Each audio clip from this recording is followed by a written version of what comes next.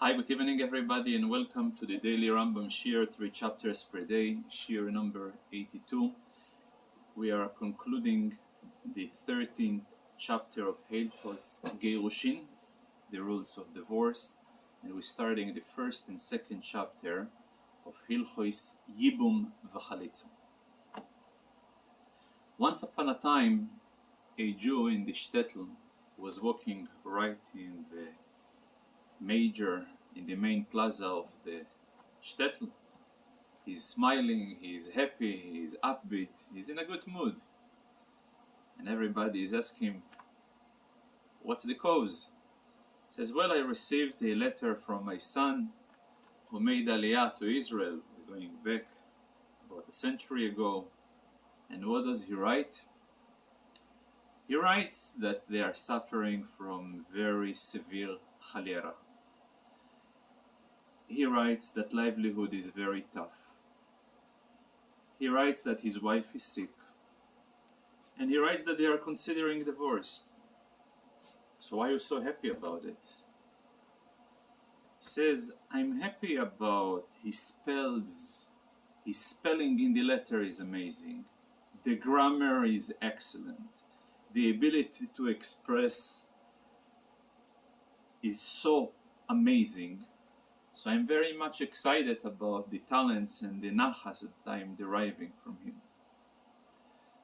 I was thinking about this story today in the final chapter of Hilchos Gerushin. The Rambam deals about a big problem that always, in light of global wars, conflicts, personal crisis, where many times a family was broken against their will. Their husband needed to go to the front or needed to run away in order to make some living. And for one reason or another, the wife found herself lonely. Not only that it was terrible to be in such a situation, but halachically it was problematic for her to open up a new page and start a new life, given the fact that halachically she is defined as an aguno. Aguno is a lady who is not clear where is the whereabouts of her husband. So she cannot really, or she's not certain whether he is alive or dead. And therefore, if he would be alive and accessible, he would be able to give her a divorce. If it would be clearly that he is dead, she could marry and start a new page, a second chapter of her life. At this current position that she is in limbo, she is stuck, that's called a person that is in a state of aguno. Ogen in Hebrew, when a ship is stationing in the middle of the ocean. So, what's called in English?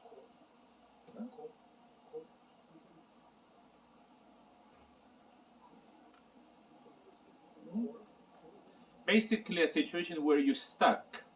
She is stuck and she cannot go and marry.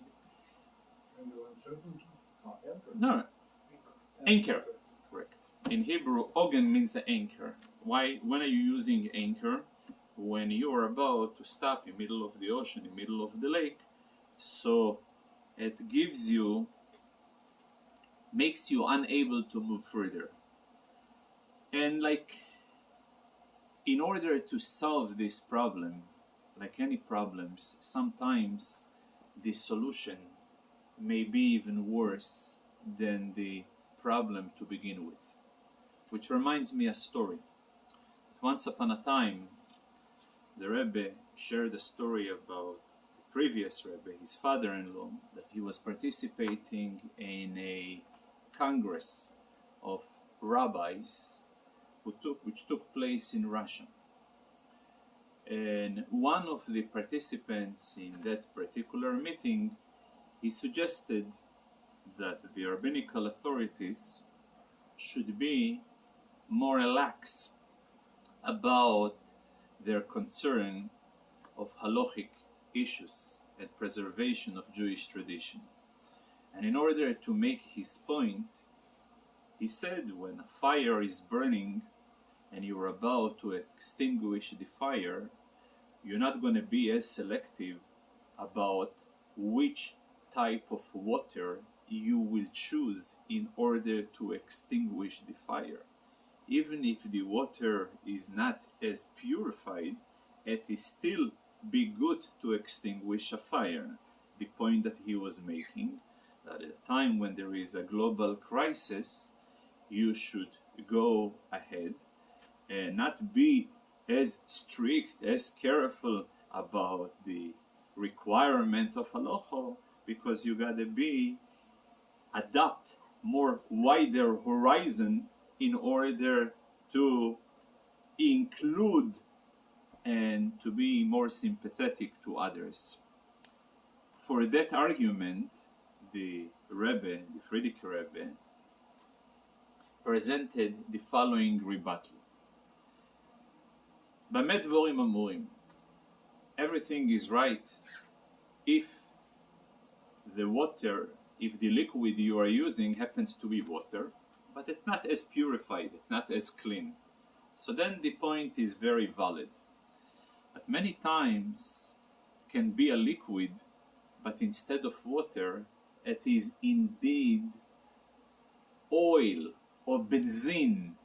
So not only you're not extinguishing the fire, but you are inflaming and intensifying the damage way more before you attempt to go and solve the situation. And I was using this particular story in a time when there is a need, as I said many times, where a lady finds itself where she doesn't know the whereabouts of her husband, and then there is definitely a need to address the issue. But there is even a bigger need to address the issue in such a careful way that the solution that is being provided, it's not going to be more harmful than the original problem to begin with. Why am I saying that the problem can be intensified? I will start with a very interesting, we spoke yesterday, when a lady is waiting for her husband to arrive, and then a person comes and testifies that he knows the whereabouts and the husband is died. And for one reason or another, the procedure to authenticate his testimony was not proper. And then, after a while, suddenly the husband comes back. In such a case, one problem turns to be three problems. In such a case, she needs to divorce her husband, her original husband. She needs to divorce her current husband. She is not allowed forever to be not with number one and not with number two. And if in the meantime she managed to have a child with the second husband, this child is a mamzer, since her so-called union with him was while she was still in a status of a ishes ish. So here is a perfect example when an attempt to provide a solution can create not one problem but a triple problem, like similarly to the benzene that instead to extinguish the fire, not only it's not extinguishing, but in fact intensifying and inflaming the fire way more than it was previously. After this introduction, we will use the term Shogdu Chachomim al Takonas Bnei Yisrael. They worked very hard and they invested lots of effort in order that the Jewish ladies won't remain anaguno, but there is very specific guidelines. On one hand, the procedure of credibility that will be accepted in the process of identifying the whereabouts of the husband will be on one hand more relaxed than other type of procedure that will be in financial matters or in other situations. On the other hand, in order to assure a valid and a permanent solution, there is some limitation in the process. And I'm going to start with a few halachos in order to get a feel and see exactly what was the right balance that the rabbis have adopted when it comes to be matir, to permit a naguno to get married. Yesterday we spoke that when a lady comes, a lady that I'm aware that she is a ishes ish, that she is already married, and she comes and she declares that her husband died. The assumption, she should be trusted. For what reason? Because why should a lady provide a false testimony which may endanger her for future life with the new husband, with the old husband, and a possible harming and damaging the status of her children into mamzer? This is the default. But sometimes, like any default, if external factors came into the picture, the outcome will be different. I will use one exception. A lady that historically her trust, as we say in English, her credit score have been damaged. Illustration. A lady that once upon a time she stated in front of her husband that you have divorced me in front of witness number 1 and witness number 2. Later, those witnesses have been investigated and they says she is lying. No such divorce took place. Later, a while later, the same lady comes and testifies that her husband died, given the fact that she has already a history of attempting to escape from the possession of her husband, so obviously her words have no credibility whatsoever. Another situation where a lady, though that by default she would be trusted when she is testifying about the death of her husband, if it was a situation of a war, and she comes to us and she says it was a war, we got stuck in the battle, and he died and I escaped. Also, her statement will be suspicious for the reason that throughout the war, the environment of fear and panic makes people to assign more credibility to statistics than to facts. Since she knows that statistically in that particular place a certain amount, let's say 90% of the people have died, so she tends to use these statistics in order to provide a false testimony because it's a time of a war. For the same reason, can be also a situation where again her statement will be suspected about the credibility of the statement when there is a mapolet.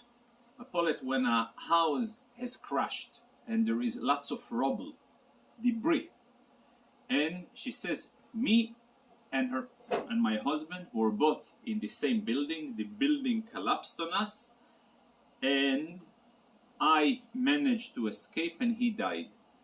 Again, I would suspect the statement, and I'm not going to assign trust to it, because same way as she was saved, he as well was saved. So it's not necessarily, in other words, sometimes a general environment of panic and fear will compromise the credibility of the statement that the lady provides.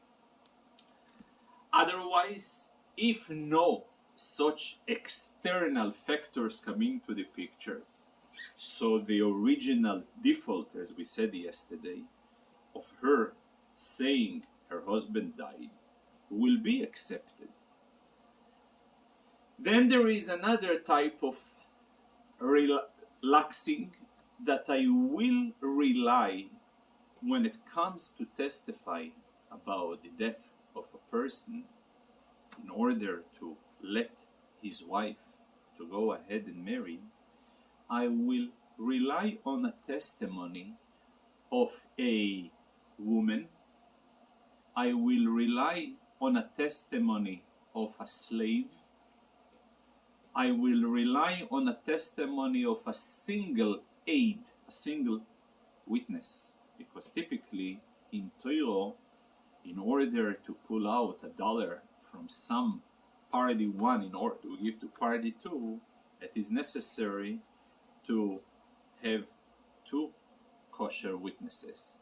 But when it comes to allow a lady to get married, although in a sense the issue over here is way more severe because it's an issue of arayos, nevertheless, in order to be matir an aguno, to permit an aguno to go ahead and start a new page, a new chapter in her life, I will rely on a eidechod, I will rely on a isho, and I will rely on a eved.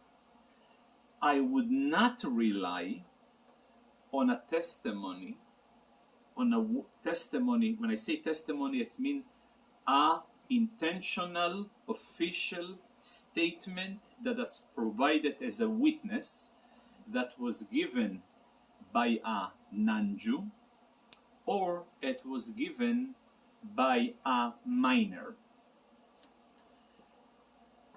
However, there is a term in halacha which is called Messiach lefi tumui. Messiach is someone who speaks casually, with innocent, without any outside evil intention, which means he speaks out of his innocence vibe. No, there is no external motivation for him to say so. For example, he heard, over a cup of coffee with a non-Jew who said, wow, so sad, we had such a nice tour, such a nice Jewish fellow was accompanied us, and tragically he went to swim with us, and the wave was terrible, he drowned, and we buried him. He's not there to say a testimony, but he just casually shares his experience. In such a case, he will be reliable. And also, even if a person hears children speaking casually amongst themselves, wow, we had yesterday a very fun day because our studies were chopped for half a day, since we were participating in a funeral of a tourist who came visit our town and he died. Again, they speaking innocently and they sharing amongst themselves a personal experience. Such a talk that taking place amongst them, since it was Masiach lefi tumui, speaking out of innocence, can be a basis to give a license the go ahead for a lady to go and marry and start a new life. However, again, the type of permission based on Masiach Lefi Tumoy, as long as I don't have a reason to suspect that external motivation came into the picture. For example, he gives an example, Erkois shel Nochrim, the authorities of the courts of shel Nochrim, of foreign entities. They have a tendency, in order to flex muscle and to instill fear and awe in their constituencies, to say false statement as long as those statements will be able to instill fear. For example, if an official government body will tell you, be careful about how you speak against us, against this institution, the other institution, we may harm you to death the same way as we have done to Mr. So-and-so. And this Mr. So-and-so happens to be the husband of this lady that is waiting for 2 years and she doesn't know the whereabouts of her husband. So their talk is not considered innocent. Why? Because I assume that they have a motivation. What type of motivation they have? To instill fear. And in order to instill fear, they will use false statements. So in such a case, they're not going to be believed.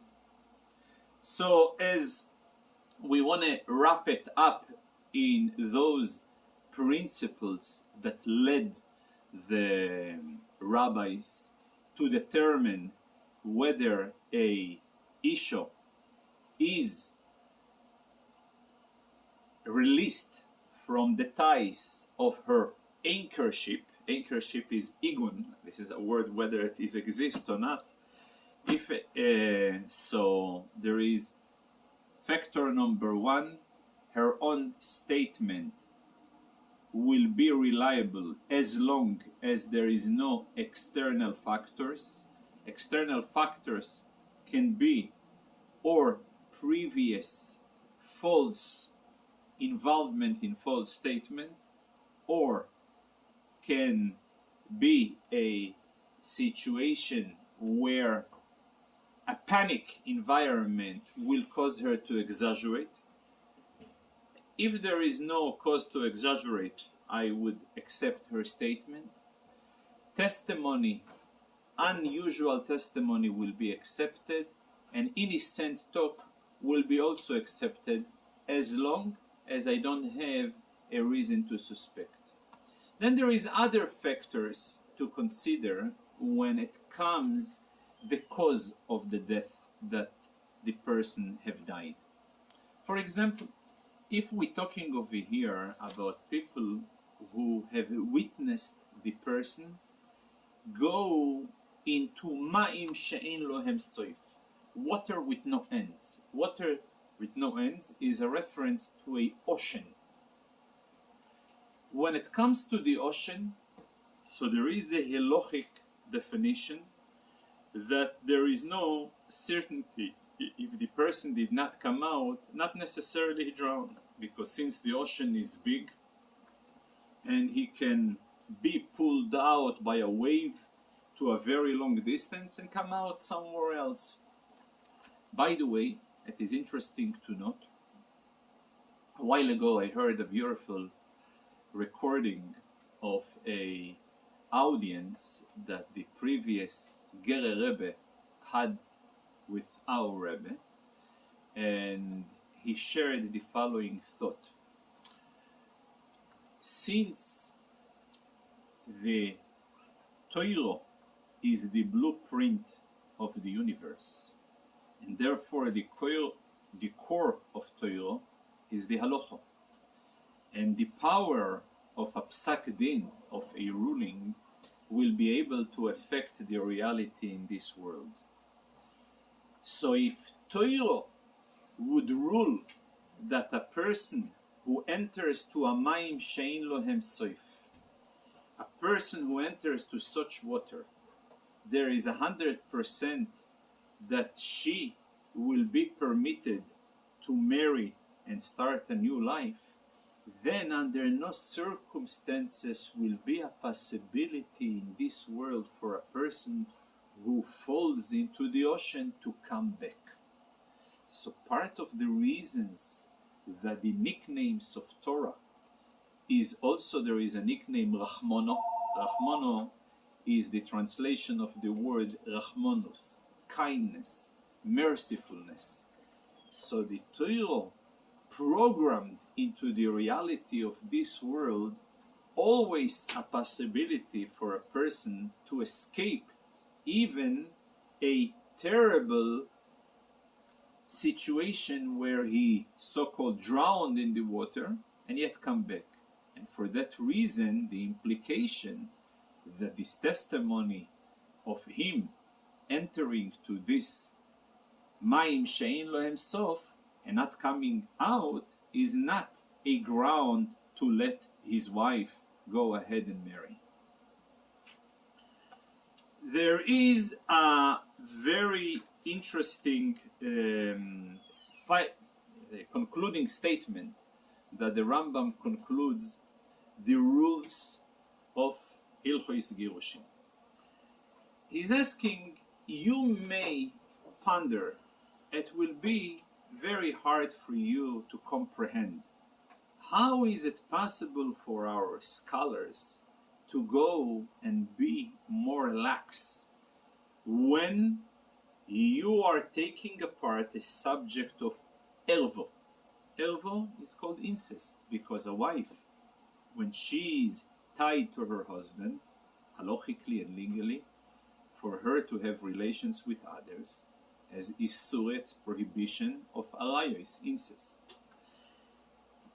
How can they switch a status of a elvo based on a slave or a akum or nanju or a masiach lefitumo, a innocent talk that someone, a single witness, and sometime based upon the written record that was written by somebody without proper investigation, in order to pull out anything in Torah, to make any change in any meaningful status from one status to another, requires proper witnesses, proper investigation.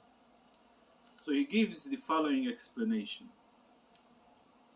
He says, the reason why Torah generally, when it comes to any type of approval, you require investigation and proper witnesses and proper testimony, since our entire reliance to identify the reality is only based upon that particular witness. But when it comes to identify a situation that somebody that dead or not dead, there is sufficient external discoveries that will pop out and let me know whether the reality is such as they have provided or not. It's called dover he'osui lehigolois, something that is made to be discovered.